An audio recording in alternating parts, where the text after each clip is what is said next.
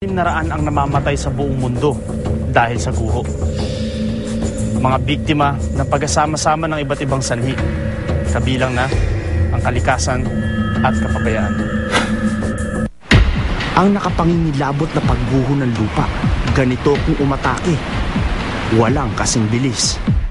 Sa isang bayan ng Italia, mabilis ang pagbulusok ng mudslide sa ilang masisikip na lugar. Sa Colorado Canyon naman, walang nakapigil sa pagsalakay ng malalaking bato sa highway na ito. Habang sa Oregon naman, gumuho ang lupa na tumabon sa isang komunidad.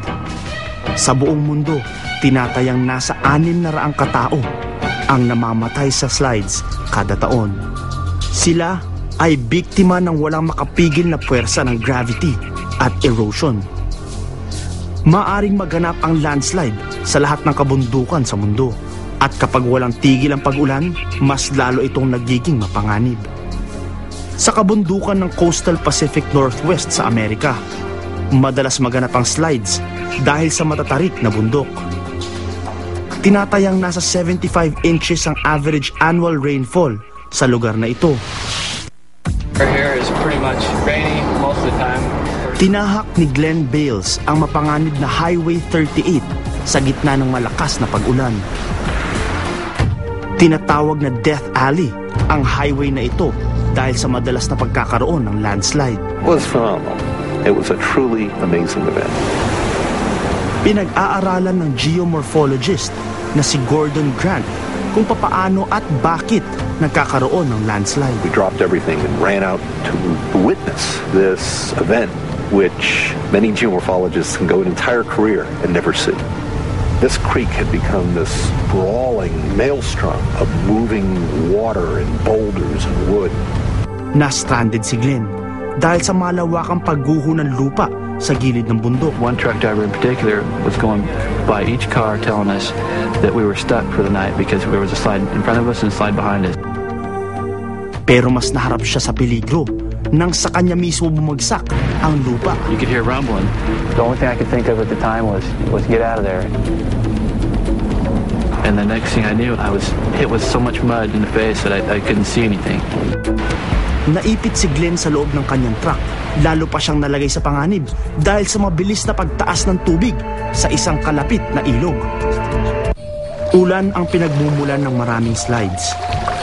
Dahil sa tubig, nagiging malambot ang lupa at unti-unti itong nawawala ng pundasyon.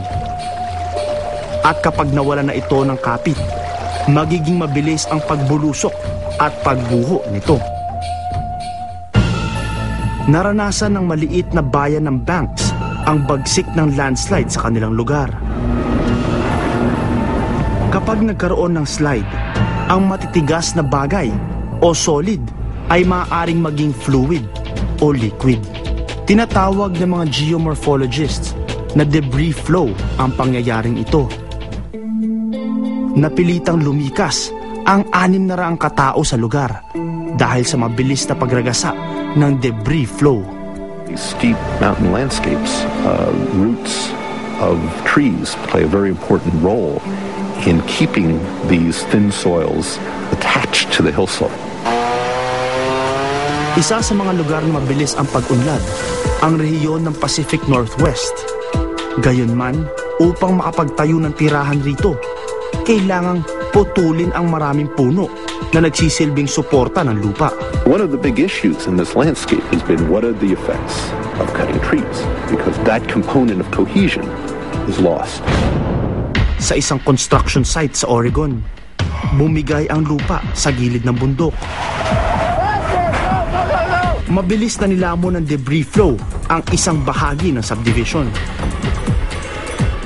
Makalipas ang halos buong araw, dumating din ang saklolo para kay Glenn Bales na natrap sa loob ng kanyang sasakyan.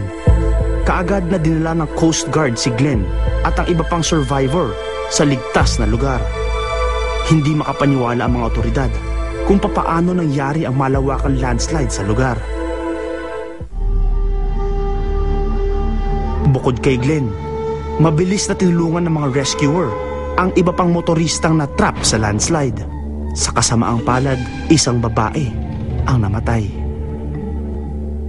Sa iba pang bahagi ng highway, sinuri ng mga rescuer ang pinsala ng landslide. Natagpuan nila ang truck na ito na natabunan ng malaking bato at lupa. 4 naman ang namatay ng tamaan ng pagguho ng lupa, ang kanilang tirahan. Nagiging madalas ang pagkakaroon ng landslide sa iba pang bahagi ng mundo dahil na rin daw sa pagtatayo ng infrastruktura sa mga bulubunduking lugar.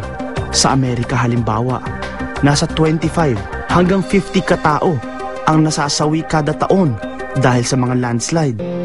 Pero para sa nakaligtas na si Glenn, hindi niya kailanman malilimutan ang kanyang naranasang panganib. I went in the river, I'd have drowned because nobody would have found me. I've seen a lot of people hit by things coming off the mountains, but never anybody hit by a slide like this. Ang isang dream engagement na uwi sa isang trahedya. Abangan sa pagbabalik ng Anatomy of a Disaster. Baril akong talaga.